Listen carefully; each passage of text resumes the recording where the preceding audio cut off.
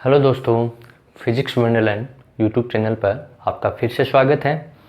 आज का जो हमारा टॉपिक रहेगा, जैसे लास्ट वीडियो में मैंने बताया था, प्रकाश के बारे में हम डिस्कशन करेंगे। यानी कि लाइट क्या है, प्रकाश क्या है, उससे संबंधित कुछ क्वेश्चन हम यहाँ पर करेंगे भी आपका। तो आज का हमारा नया लेक्चर, नया टॉपिक शुरू हो रहा है, प्रकाश। क्या शुरू हो रहा है आपका? प्रकाश यानी कि लाइट। लाइट ही एक ऐसी चीज़ है जिसकी सहायता से हम वस्तु को क्या करते हैं, देख पाते हैं आपका। तो यहाँ पर प्रकाश जो आपका है, इसको शुरू करने से पहले थोड़ा सा इंट्रोडक्शन इसमें कर लेते हैं। हम पढ़ेंगे यहाँ पर दर्पण वगैरह के बारे में। तो कौन कौन सी कैटेगरी है हम डिफाइन करते हैं आपका। एक तो होता है समतल दर्पण। कौन सा दर्पण? समतल दर्पण। और एक होता आपका गोलीय दर्पण। कौन सा दर्पण? गोलीय दर्पण। ये होते हैं जो गोलीय दर्पण हैं, वो दो प्रकार के होते हैं। कितने प्रकार के? दो प्रकार के। कौन कौन से? एक तो अवतल दर्पण। कौन सा है? अवतल दर्पण। और दूसरा कौन सा आपका? उत्तल दर्पण। कौन सा? उत्तल दर्पण। उसके बाद में हम इसमें लेंसों के बारे में पढ़ेंगे। लेंस भी दो प्रकार के, अवतल और उत्तल आपका। लेकिन जो हमारा आज का टॉपिक है, उसमें हम समतल दर्पण के बारे में स्टडी करेंगे आपका। तो सबसे पहले हम स्टार्ट करते हैं। इसमें काफ़ी अच्छे अच्छे क्वेश्चन बनते हैं, काफ़ी अच्छी चीज़ है। तो इसके लिए कुछ हम बात करें। सबसे पहले समतल दर्पण। समतल दर्पण। तो समतल दर्पण, तो इससे पहले हम यहाँ पर डिस्कशन करें। दो चीज़ें होती हैं। एक तो होता है प्रतिबिंब। क्या होता है? प्रतिबिंब। और एक होता है वस्तु। क्या होता है? वस्तु। एक होता है प्रतिबिंब और एक होता है वस्तु आपका।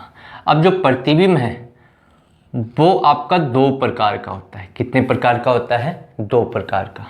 एक तो होता है आभासी। कैसा होता है? आभासी आपका। और एक होता है वास्तविक। क्या होता है? वास्तविक। ठीक है, तो हमें पता होना चाहिए। सबसे पहले हम शुरुआत करें तो आभासी और वास्तविक क्या है आपका। एक तो रियल है और एक वर्चुअल आपकी इमेज होती है। ठीक है, प्रतिबिंब की बात करें। आभासी जो होगा, कोई भी जब भी आभासी प्रतिबिंब आपका बनता है, आभासी प्रतिबिंब हमेशा कैसा होगा? सीधा होगा। ध्यान रखना, कैसा होगा? सीधा होगा। वास्तविक है वो हमेशा कैसा बनता है? उल्टा बनता है। हमेशा कैसा बनता है? उल्टा। जो आभासी है और जो सीधा होता आपका, क्या होता है? सीधा। इसकी एक और विशेषता है, इसे पर्दे पर, कहाँ पर? पर्दे पर प्राप्त नहीं कर सकते। क्या नहीं कर सकते? पर्दे पर प्राप्त नहीं कर सकते। यानी कि जो आपका वर्चुअल इमेज होती है, आभासी, जो सीधी बनेगी, उसे पर्दे पर हम प्राप्त नहीं कर सकते। दूसरा है वास्तविक। और वास्तविक हमेशा कैसा होगा? उल्टा होगा। और उल्टा होगा तो इसे हम पर्दे पर प्राप्त कर सकते हैं। पर्दे पर प्राप्त कर सकते हैं। तो दोस्तों, ये मेन चीज़ है, ये हमें पता होनी चाहिए आपकी। कि क्वेश्चन ऐसे दे दिया जाए, मान लो किसी दर्पण दे दिया आपका, जैसे अवतल है या उत्तल है। हम डिस्कशन करेंगे कि अवतल के लिए क्या होगा, उत्तल के लिए क्या होगा, और समतल दर्पण के लिए आपका कैसा प्रतिबिंब बनेगा आपका। इनकी हम यहाँ पर डिस्कशन करेंगे आपका। लेकिन हमने सबसे पहले प्रतिबिंब क्या है, कितने प्रकार का होता है, कैसे हमें, तो वो हमें पता होना चाहिए। दो प्रकार का, आभासी और वास्तविक आपका। आभासी हमेशा क्या होगा? सीधा होगा। आभासी हमेशा सीधा बनेगा और इसे पर्दे पर प्राप्त नहीं कर सकते। वास्तविक जो होता है वो हमेशा उल्टा बनेगा और उसे पर्दे पर प्राप्त कर सकते। तो ये दो प्रकार का प्रतिबिंब आपका हो गया, आभासी और वास्तविक आपका।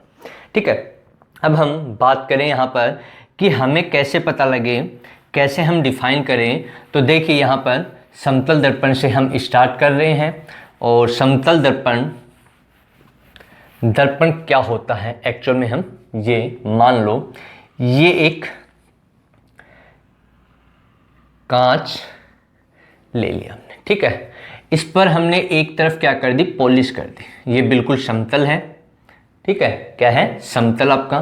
तो इस पर एक तरफ हमने क्या कर दी, पॉलिश कर दी।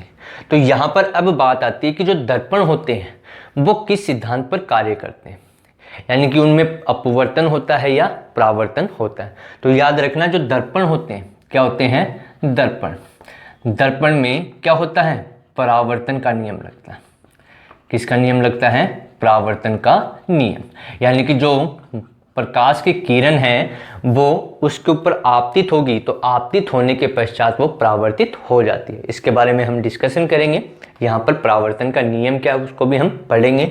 तो सबसे पहले हम दर्पण, समतल दर्पण, तो ये हमने मान लिया क्या है, एक समतल दर्पण। क्या है, समतल दर्पण। अब दर्पण जो भी होते हैं वो कौन से नियम के ऊपर है, आपके परावर्तन के नियम पर। अपवर्तन की जब बात आएगी तो अपवर्तन लेंसों में होता है। कहाँ होता है, लेंसों के अंदर, वो हम बाद में डिस्कस करते हैं। तो समतल दर्पण हमने ले लिया। अब देखिए एक चीज और है, हम बात करें आवर्धन। किसकी, आवर्धन क्षमता। एक तो आवर्धन क्षमता की बात करेंगे हम, ठीक है, और एक हम बात करें फोकस दूरी। क्या है, फोकस दूरी। तो फोकस दूरी जिसको हम F से लिखते हैं, F बराबर होता है R/2, जहां पर जो R है वो वक्रता त्रिज्या है। F क्या है, फोकस दूरी। F तो क्या हो गया आपकी फोकस दूरी, और जो R है उसको क्या बोलते हैं हम, वक्रता त्रिज्या। आपका क्या बोलते हैं, वक्रता त्रिज्या आपकी, ठीक है। अब सबसे पहला क्वेश्चन ये है यहाँ पर कि ये एक समतल दर्पण है, तो इसकी जो त्रिज्या है जिसको हम वक्रता त्रिज्या कह रहे हैं, R का मान कितना होगा और F का मान कितना होगा। सबसे पहले क्वेश्चन ये पूछा गया, ठीक है। तो याद रखना, जो समतल दर्पण है उसकी जो वक्रता त्रिज्या होती है, यानी कि जो R का मान होता है वो कितना होता है, अनंत होता है। कितना होता है, अनंत। अब इसका कारण क्या है, यदि हम इसको गोलाकार बनाएं, तो गोलाकार बनाना है तो ये तो समतल है, तो समतल है क्योंकि जो वक्रता त्रिज्या होती है वो, जैसे ये हमने एक कांच का ग्लास ले लिया और इसका ये केंद्र हो गया, तो ये जो दूरी हम लेंगे, यदि इसको डिवाइड कर दें इस प्रकार से दो भागों में, एक भाग ये और एक ये, तो इसको हम बोलते हैं जो केंद्र यहाँ, ये जो दूरी होती है, ये जो दूरी होती है उस दूरी को हम क्या बोलते हैं, वक्रता त्रिज्या की। तो यहाँ पर इसको गोलाकार शेप हमें देना है, तो गोलाकार शेप देने के लिए हमें ऐसे आगे बढ़ाना पड़ेगा इस प्रकार से। तो यानी कि गोल आकृति नहीं आएगी इसकी, यानी कि ये भी अनंत तक चलेगा और ये भी अनंत तक चलेगा, जिसके कारण इसकी त्रिज्या क्या हो जाती है, अनंत होती है। तो समतल दर्पण की, किसकी, समतल दर्पण की जो त्रिज्या होती है वक्रता त्रिज्या, वो कितनी होती है, अनंत होती है। अब जब R का मान अनंत है तो ये मान यहां रख दें तो ये भी क्या हो जाएगा, अनंत, यानी कि इसकी जो फोकस दूरी F है वो भी क्या होती है, अनंत होती है। तो यहाँ पर यही क्वेश्चन बनता है कि बताइए समतल दर्पण की वक्रता त्रिज्या है वो कितनी होती है, तो कितनी होती है, अनंत होती है। या ये बन सकता है कि बताइए फोकस दूरी जो होती है समतल दर्पण की वो कितनी होती है, वो अनंत होती है। या यहाँ से बन सकता है कि बताइए फोकस दूरी और वक्रता त्रिज्या में क्या संबंध होता है, तो ये संबंध रहा आपका। तो ये आपका समतल दर्पण के लिए था। अब देखिए यहाँ पर आपका लिखा हुआ है आवर्धन क्षमता। क्या है, आवर्धन क्षमता। आवर्धन क्षमता को हम m से रिप्रेजेंट करते हैं, किससे प्रदर्शित करते हैं, m से प्रदर्शित किया जाता है किसको, आवर्धन क्षमता। अब आवर्धन क्षमता का मीन्स क्या है, कि कैसे इसको एक्सप्लेन किया गया है। आवर्धन क्षमता का मतलब ये है कि कोई वस्तु है वो प्रतिबिंब की जो वस्तु है वो प्रतिबिंब की तुलना में कितनी बड़ी है या कितनी छोटी है, यानी कि मैग्नीफाई करना। क्या करना, मैग्नीफाई। जैसे ये हमारी वस्तु है, क्या है, वस्तु, इसका प्रतिबिंब बना कहीं पर, ठीक है, वो इस वस्तु से बड़ा भी हो सकता है और छोटा भी हो सकता है, उसी को मैग्निफिकेशन पावर कहते हैं आपका, यानी कि आवर्धन क्षमता आपका। अब आवर्धन क्षमता, उसकी तीन कंडीशन हो सकती हैं। कितनी कंडीशन हो सकती हैं, तीन कंडीशन। या तो m का मान 1 के बराबर हो सकता है, या m का मान 1 से छोटा हो सकता है, या m का मान 1 से बड़ा हो सकता है। अब हमें कैसे पता लगे कौन से दर्पण के लिए क्या होगी, तो उसी का हम यहाँ पर डिस्कशन करें।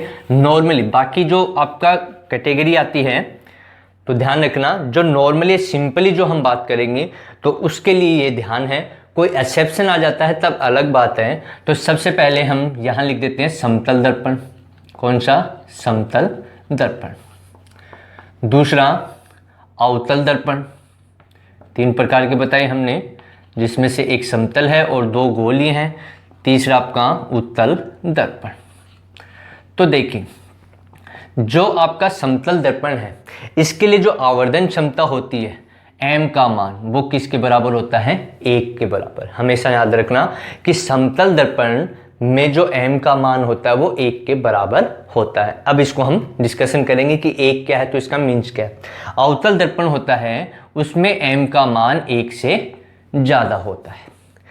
तीसरा जो आपका उत्तल दर्पण, इसमें m का मान 1 से छोटा होता है आपका। अब इन सब का मतलब क्या है कि हमने लिख दिया कि जो आपका अवतल दर्पण है, उत्तल दर्पण है, समतल दर्पण है, इसमें m का मान 1 के बराबर है, इसमें 1 से बड़ा है, इसमें 1 से छोटा है। कैसे? देखो, ये हमने एक समतल दर्पण ले लिया। इससे मान लो कुछ दूरी पर यहाँ पर कोई वस्तु है, ये वस्तु हमने मान ली, ये कोई व्यक्ति खड़ा है। यहाँ से यहाँ तक की जो दूरी होती है उसको u लिखते हैं। क्या लिखते हैं? u, यानी कि वस्तु की दूरी। और इसको हमने मान लिया हाइट hi का मतलब इमेज की हाइट। अब जो समतल दर्पण उसकी विशेषता होती है कि जितनी दूरी पर वस्तु होती है दर्पण के आगे सामने, जितनी दूरी पर होती है उतनी ही दूरी पर उसका प्रतिबिंब बनता है। तो ये जितनी दूरी है उतनी ही दूरी पर क्या बन जाएगा? एक प्रतिबिंब बन जाएगा। और जो प्रतिबिंब बनेगा वो किसके बराबर होगा?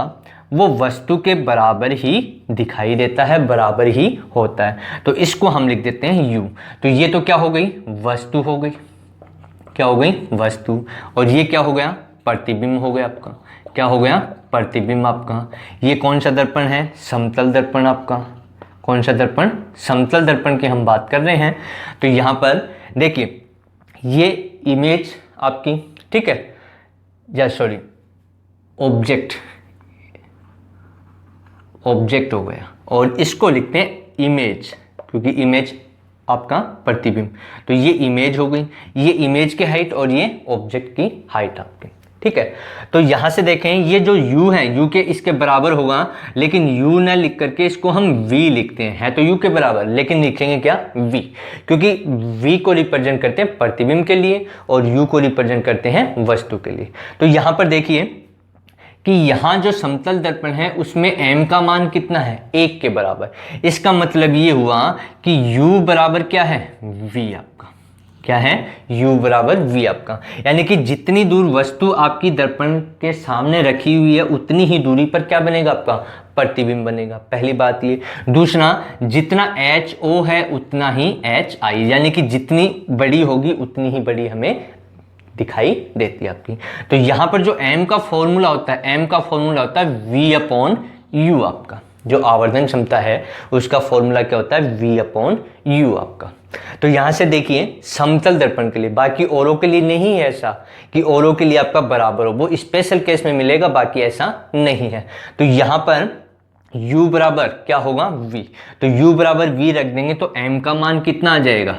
1 आ जाएगा आपका। क्या आ जाएगा? 1। ये हमेशा याद रखना, किसमें? समतल दर्पण में m का मान हमेशा कितना होता है? 1 के बराबर, यानी कि जितनी वस्तु होती है उतना ही बड़ा उसका प्रतिबिंब बनता है। ये समतल दर्पण की है। तो इसीलिए समतल दर्पण में जो आवर्धन क्षमता होती है वो 1 के बराबर होती है आपकी। तो अब आगे हम और डिस्कशन करें समतल दर्पण में। तो समतल दर्पण में देखिए कि मान लो हमने एक समतल दर्पण लिया। क्या लिया? ये एक समतल दर्पण हमने मान लिया। यहाँ से कोई वस्तु है u और वो इस प्रकार से रखी हुई है। यहाँ इसका प्रतिबिंब बनेगा। क्या बनेगा? प्रतिबिंब बनेगा आपका। और प्रतिबिंब के लिए हमने v शो कर दिया। अब क्वेश्चन ये आता है, अच्छा एक चीज़ और बता देता हूँ मैं इसमें कि समतल दर्पण में पहला क्वेश्चन पूछ लिया आपको, मान लो कि समतल दर्पण में प्रतिबिंब होगा, कैसा होगा? ऑप्शन आपके हैं सीधा, उल्टा, दूसरा आपका वास्तविक और आभासी। इनमें ये ऑप्शन आपको दे रखे हैं कि कौन सा इसमें से आपका सही है। यानी कि प्रतिबिंब जो बनेगा वो सीधा होगा या उल्टा होगा। फिर यदि सीधा है उल्टा है तो उसमें वास्तविक होगा या आभासी। तो अभी हमने बताया कि जब आपका सीधा होता है तो वो आभासी होगा, और यदि आपका वास्तविक होता है तो वो उल्टा होगा आपका, ये याद रखना आपका। तो यहाँ पर देखिए, जो समतल दर्पण होता है उसमें हमेशा प्रतिबिंब कैसा बनता है? आभासी बनता है, वास्तविक नहीं बनता। कैसा बनेगा? आभासी।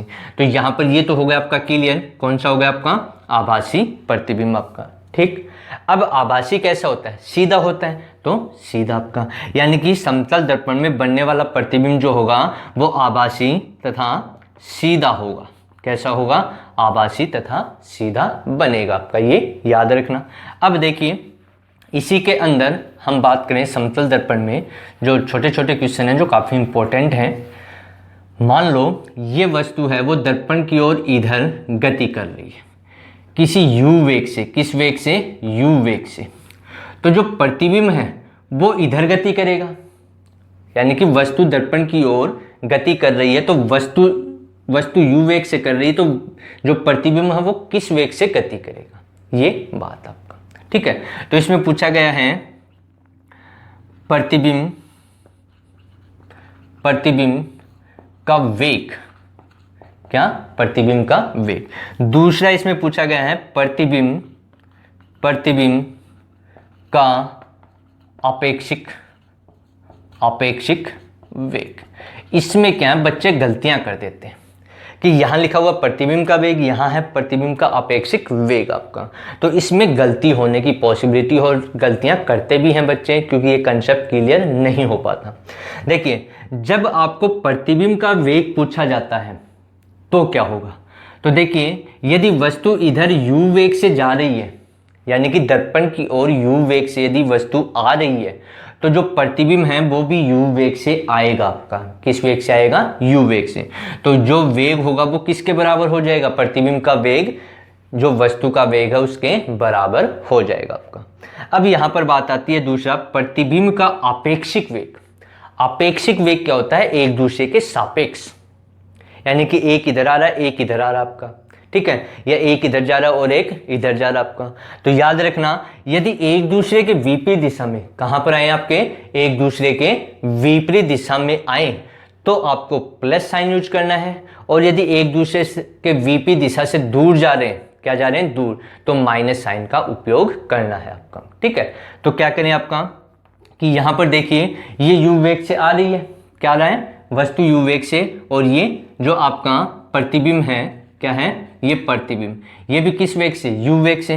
तो प्लस u, यानी कि u से ये आ रहा है और u से ये, तो कितना हो गया? 2u के बराबर हो जाएगा आपका। तो काफी बुक में ऐसा लिखा हुआ मिलेगा कि कोई वस्तु है वो 5 मीटर पर सेकंड के वेग से दर्पण की ओर आ रही है, तो बताइए प्रतिबिंब किस वेग से आएगा? तो वहां पर क्या कर देते हैं? जस्ट उसका दुगुना कर देते हैं, जबकि वहां पर पूछा जाता है प्रतिबिंब का वेग क्या है, और हम लिख क्या देते हैं? अपेक्षिक वेग।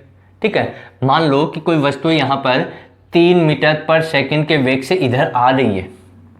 ठीक है, तो ये भी किस वेग से आएगी? 3 मीटर पर सेकंड के वेग से जाएगी आपकी, क्योंकि u और v दोनों बराबर हैं। लेकिन यहाँ पर पूछ रहा है यदि आपका प्रतिबिंब का वेग, तो प्रतिबिंब का वेग कितना हो जाएगा? 3 मीटर पर सेकंड आपका। और यदि आपका अपेक्षिक वेग पूछ रहा है तो कितना हो जाएगा आपका? यहाँ से 3 + 3 यानी कि 6 मीटर पर सेकंड।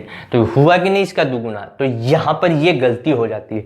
यहाँ ध्यान रखना, यदि प्रतिबिंब का वेग आपको पूछा जा रहा है, क्या पूछ रहा है? प्रतिबिंब का वेग आपको पूछा जा रहा है, तो जितना वेग आपका वस्तु का है वही आपको लिखना है।